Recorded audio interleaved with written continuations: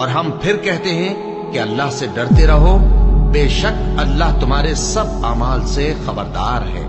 اور ان لوگوں جیسے نہ ہو جانا جنہوں نے اللہ کو بھلا دیا تو اللہ نے انہیں ایسا کر دیا کہ وہ خود اپنے آپ کو بھول گئے۔ یہی لوگ ہیں نافرمان۔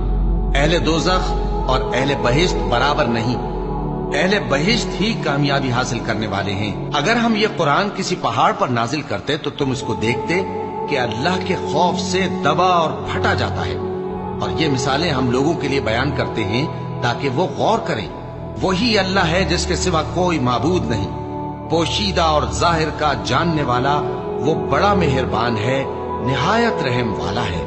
وہی اللہ ہے جس کے سوا کوئی عبادت کے لائق نہیں، بادشاہ حقیقی، ہر عیب سے پاک، سلامتی دینے والا، امن دینے والا، نگہبان، غالب، زبردست، بڑائی والا۔